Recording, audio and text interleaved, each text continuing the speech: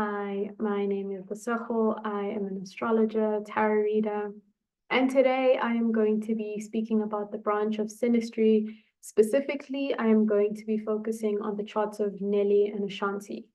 So for context, they started dating around 2003 and they were on and off vibing. And by 2013, they officially split up. Now, around 2023, they got together, got married, now they have a kid, and they have a television show, right? So, why I titled this presentation When to Look at Synastry is that, in my opinion, when someone's in the middle of a situation like that, where you are on and off with the person, you don't know about the potential between the two of you, why do you keep being drawn back to this person? I think it would be a great idea to look at your synastry, just as an example. So I am going to put up the charts.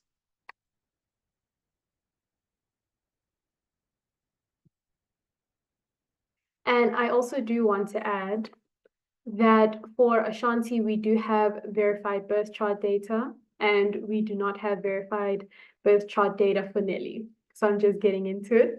Ashanti's chart is in the middle of the biwheel, Nelly's is on the outer. And as you can see, the aspect that I have circled is Ashanti's moon conjunct Nelly's north node and Neptune in the sign of Sagittarius. So how this may manifest between two people is when it comes to the North Node, Nelly is going towards philosophical topics, a sense of expansion, focusing on expanding his mind specifically. And this could lean towards travel, but because we do not know exactly where this North Node is, we don't know how it's going to manifest in his life, right? But he can get confused along the way. Having Neptune conjunct that North Node, the North Node is where we are uncomfortable, but where we are going towards in this lifetime. And we don't always fully grasp what the North Node has to teach us, but it is what we are leaning towards in this life. Now, how Ashanti plays a role is that the fact that her moon is conjunct the North Node, to me, it's showing that she is playing a nurturing and caring role when it comes to her sense of purpose and life direction.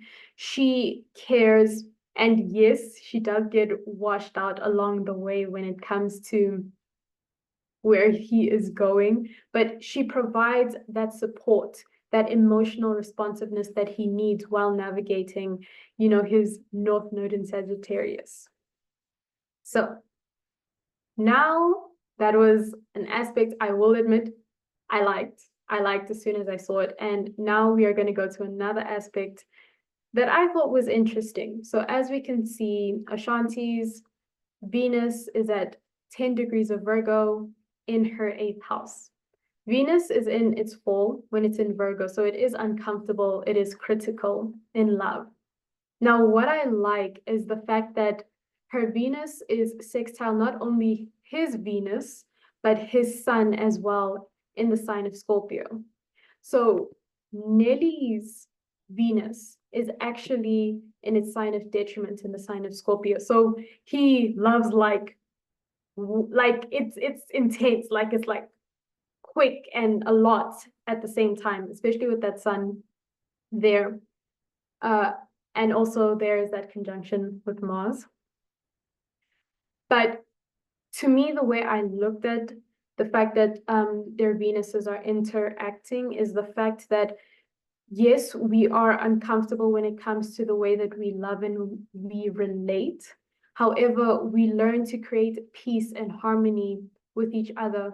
We attract the life that we both want by dealing with these uncomfortable situations in the way that we relate. So we just want to connect, we just don't know how. And for me, I liked that. It was just like, like two awkward pieces of a puzzle fitting together. That is how I saw this manifest. And I guess that's why I really liked this when I saw it and why I chose to focus on it. Now, Another aspect I want to bring in, it is a tense one, and I am going to put a disclaimer before I, focus on it, is I think that when you have tense aspects, right?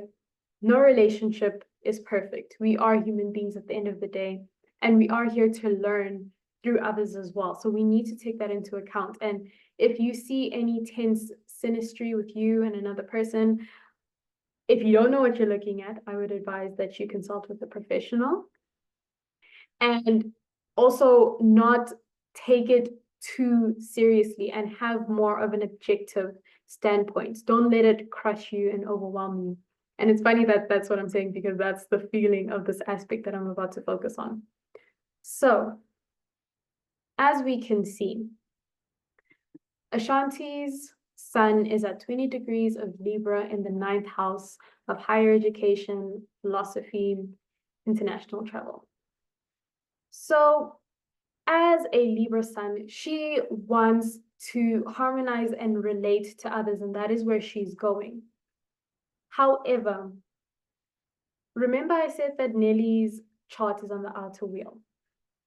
He has Saturn at 18 degrees of Cancer. So he has a responsibility when it comes to domestic situations, emotional security, and it can be tricky, with Saturn there. But why it's important to note this is because his Saturn is actually square her sun. So she can experience him as very limiting and restricting and kind of like cramping her style, her vibe. And that is a complication. But to me, the fact that they keep being drawn back together, in the beginning, and now the fact that they're married, is showing that despite that, they have able to, or been able to get over it, or they're working on it. Let's not say get over it. They're working on it. Now, I also want to add, when I was reading the bio for the show, it did mention that they have, or they're learning to navigate the conflicting parenting styles. And I kind of saw this as something that they will probably be showing or revealing on the show. And one thing as well is, I will admit, since Nelly's time isn't verified, we do not know the degree of his ascendant, his midheaven, and his moon. However, the moon was in Gemini when he was born, and her moon is in the sign of Sagittarius. So there is the conflicting parenting styles. I see it there. The Saturn square the sun, I see that conflict as well, where it's like we're not on the same page. We need to learn to get on the same page.